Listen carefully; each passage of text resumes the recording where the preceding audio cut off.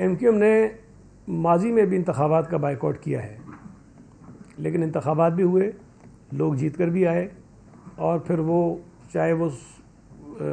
قومی اسمبلی ہو، چاہے وہ بلدیاتی ادارے ہوں، وہاں سے منتخب ہونے والے لوگوں نے کام کیا۔ ہماری تو یہ خواہش تھی کہ ایم کیو ایم انتخابات کا بائیکاٹ نہ کرے، الیکشنز میں حصہ لے، لیکن خیر انہوں نے اپنا فیصلہ کیا کہ وہ بائیکاٹ پہ جائیں۔ لیکن اب یہ نتائج سامنے آ گئے ہیں۔ ایم کیو ایم کا حق ہے کہ وہ احتجاج کریں، بیانات دیں، جس قسم کی باتیں کرنا چاہتے ہیں کریں، ہم ان پر کوئی پابندی نہیں لگا سکتے، لیکن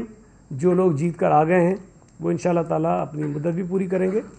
اور کراچی کے شہریوں کی خدمت بھی کریں گے۔ ایک اور بھی ایک آپ کا جو تھا وہ جماعت اسلامی والا اور ایم کیو ایم والا، دیکھیں جماعت اسلامی کراچی شہر سے اس وقت کافی نشستیں جیتی بیٹھی ہے۔ میں یہ تو نہیں کہہ سکتا کہ ہم ان سے بالکل بات نہیں کریں گے، ہم بالکل ان سے بات کریں گے۔ اب وہ بات کس حد تک جائے گی، کیا اس کے نتائج نکلتے ہیں، اس کا تو فیصلہ اس کے بعد ہی ہوگا جب بات چیت ہوگی۔ لیکن پی ٹی آئی سے بات کرنے کا ہمارا کوئی ارادہ نہیں ہے، اس لیے کہ ہم نہیں سمجھتے کہ پی ٹی آئی سے بات کر کے مطلب بات کرنے کا مطلب یہ ہوتا ہے کہ ہم ان کے ساتھ الائنس کریں نا، تو پی ٹی آئی کے ساتھ الائنس میں جانے کا ہمارا کوئی ارادہ نہیں ہے۔ باقی جتنی جماعتیں ہیں بشمول جماعت اسلامی جنہوں نے کم سیٹیں لی ہیں، ان سب سے بات کریں گے، اور ہم کوشش کریں گے کہ ایک بہتر طریقے سے جمہوری انداز میں